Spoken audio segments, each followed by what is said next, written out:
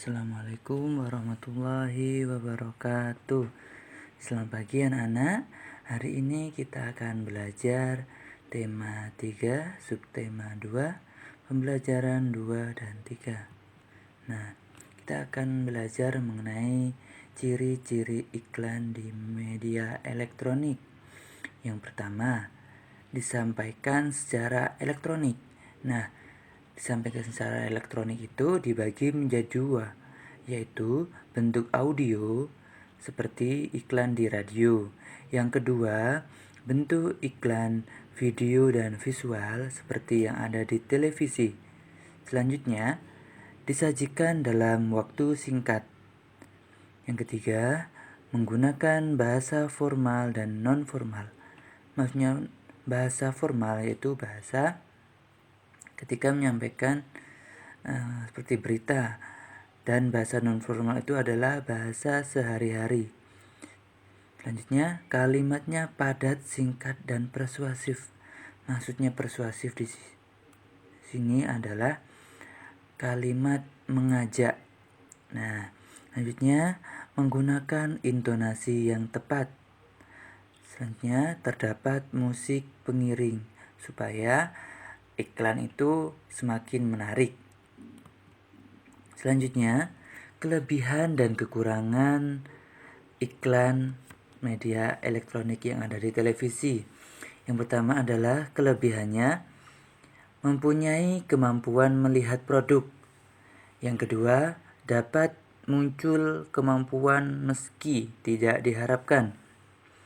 Menghibur dan menyenangkan. Menjangkau konsumen secara personal, menjangkau konsumen akhir, mengaktifkan ingatan kepada pesan penjual. Kekurangannya yaitu biayanya yang mahal atau tinggi. Yang kedua, terpecahnya perhatian penonton akibat banyaknya pilihan program. Yang ketiga, penonton suka menghindari iklan. Yang keempat adalah iklan yang tidak beraturan. Maksudnya tidak beraturan yaitu saking banyaknya iklan yang muncul itu pasti akan diulang-ulang. Nah, itu akan membuat penonton itu akan bosan.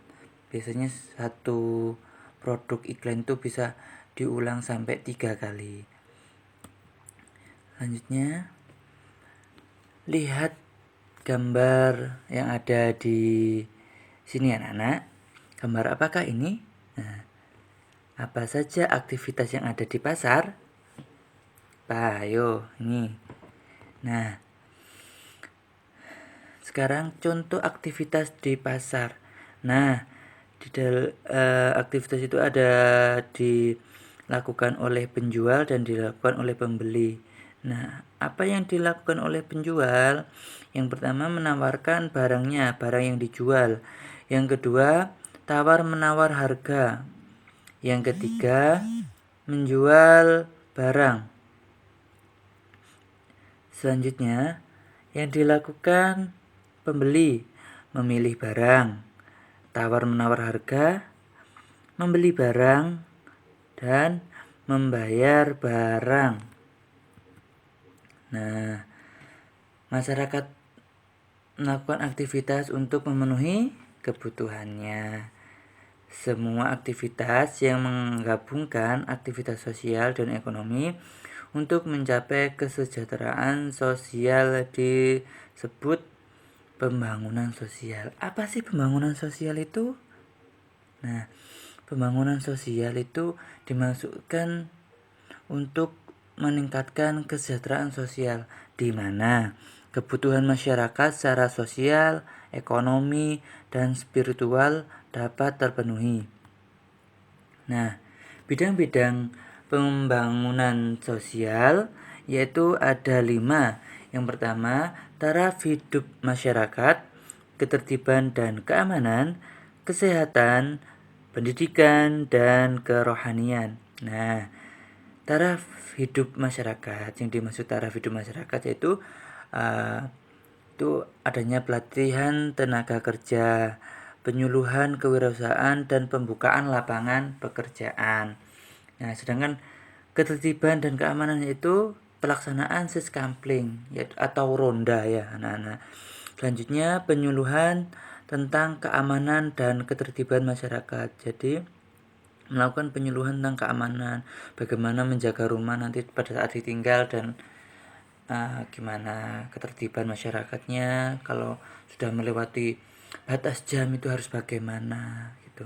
Selanjutnya kesehatan, mendirikan posyandu, membersihkan lingkungan. Jadi mendirikan posyandu.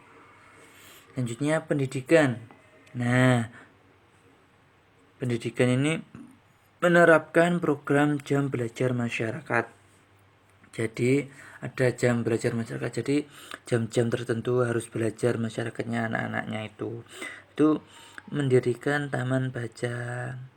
Tuh. Selanjutnya itu kerohanian. Nah, ini kerohanian ini penting. Ini melaksanakan ibadah bersama. Itu maksudnya ibadah bersama itu apa? Ya, yang Islam itu ibadahnya di masjid. Yang Kristen, Protestan itu di gereja, Hindu di pura dan lain sebagainya. Dan memperingati peringatan hari besar agama. Kalau Islam ya hari raya Idul Fitri, Idul Adha, Kristen itu hari raya Tahun Baru dan Natal, Hindu itu Nyepi dan lain sebagainya ya anak-anak. Selanjutnya, masyarakat Indonesia itu kan dari beragam suku bangsa ya. Keragaman suku bangsa ini menciptakan keberagaman adat istiadat. Nah, apa itu adat istiadat? Nah, adat istiadat adalah kebiasaan sosial yang sudah lama ada secara turun-temurun di dalam masyarakat.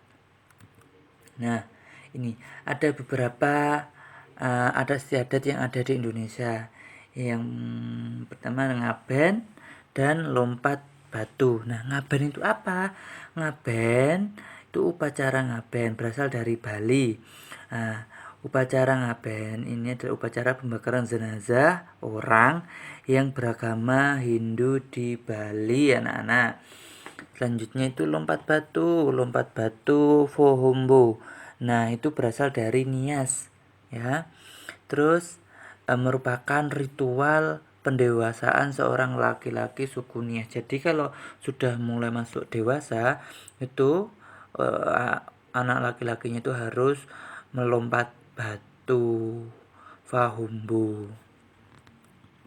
Selanjutnya ada ngobeng dan sisingaan. Nah, ngobeng itu berasal dari Sumatera Selatan, anak-anak.